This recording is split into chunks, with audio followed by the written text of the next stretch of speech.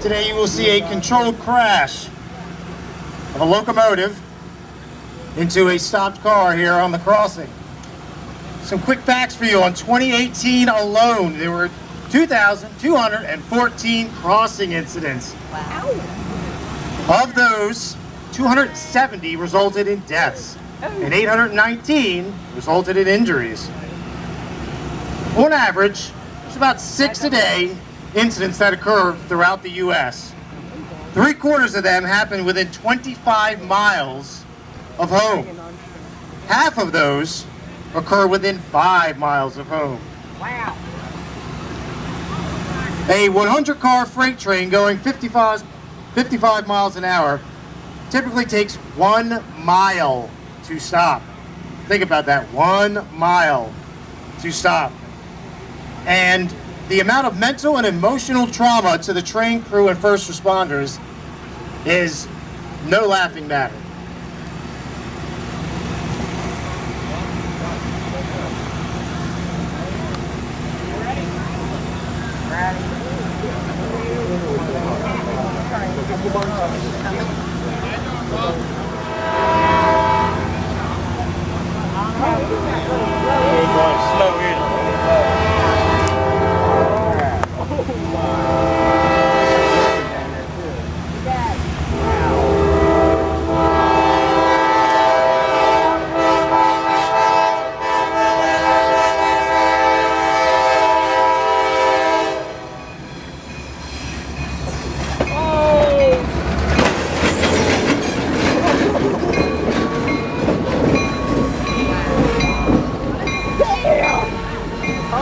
That thing just got a flip.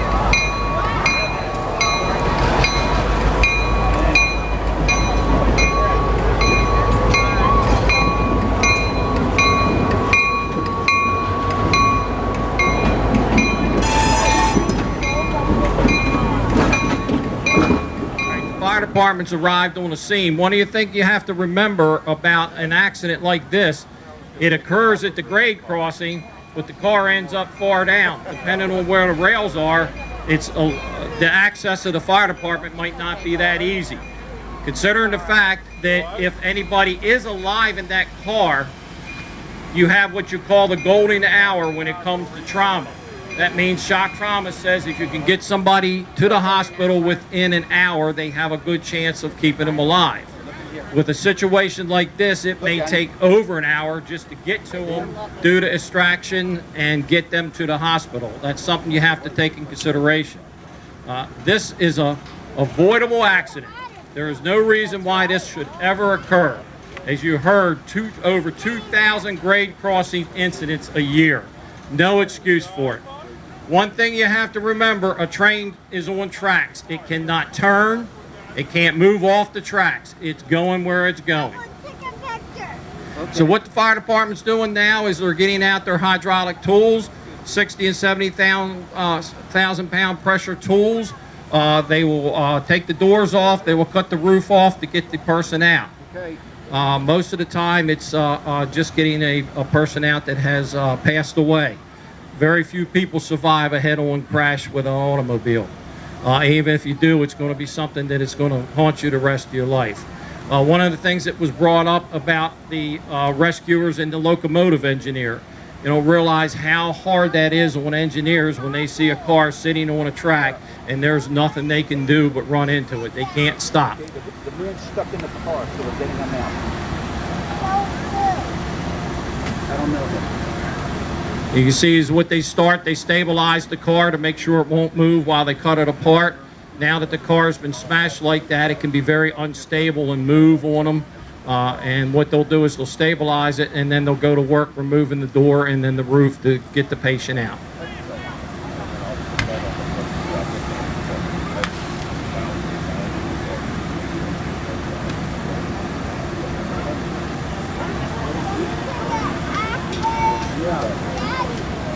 If you watch them, the operation, you have the guys working on it, and then you see the man in the red helmet. He is the safety officer making sure that all the firefighters are safe.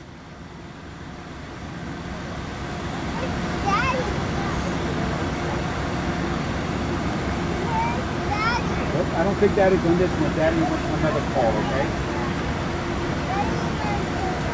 Yeah, he wants another call.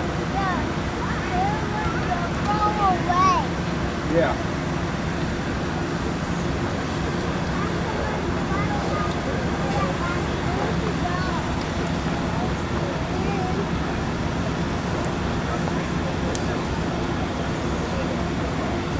And as you're watching this, as you can see, even with these powerful tools, it's no quick operation getting this car apart.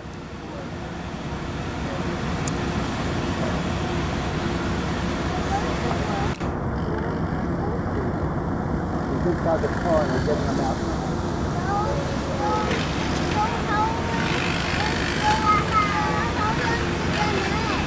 We gotta cut him out, Johnny. It's scissors.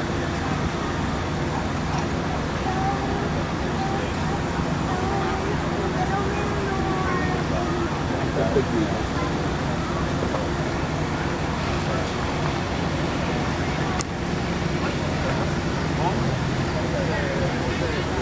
Maybe get the door out, too.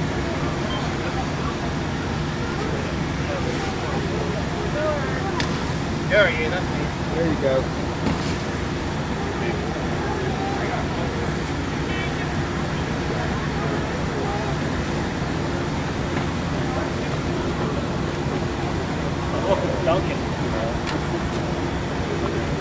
As you can see, they have both doors off the car and open, but that doesn't always mean you can get the patient out. A lot of times you have to roll the dashboard back, you have to get the steering wheel out of the way and actually take the roof off so you do less trauma to the patient that's inside the vehicle when you're bringing him out.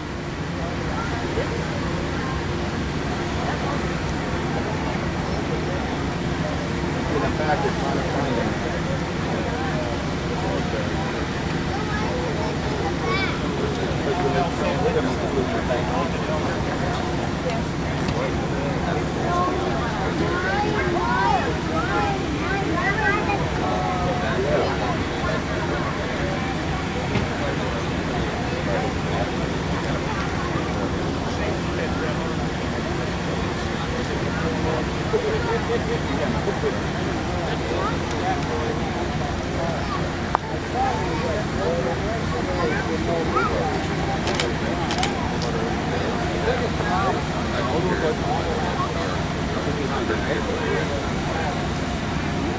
See better?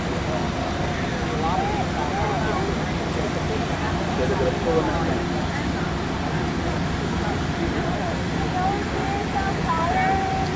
There's no fire anymore.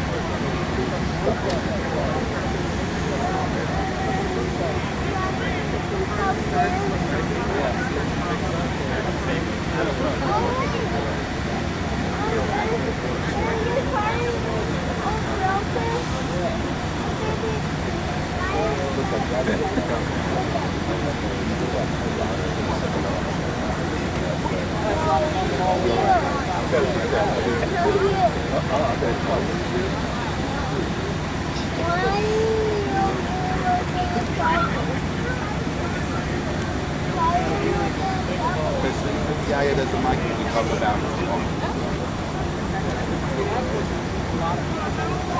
We're going to no fault.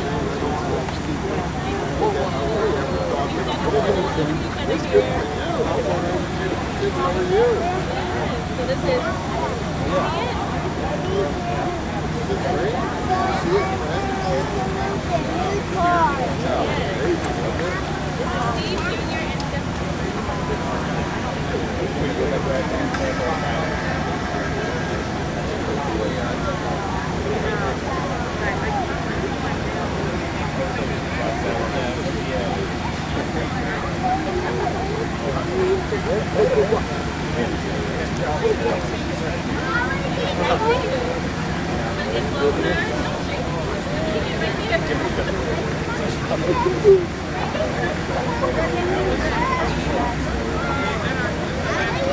They've done.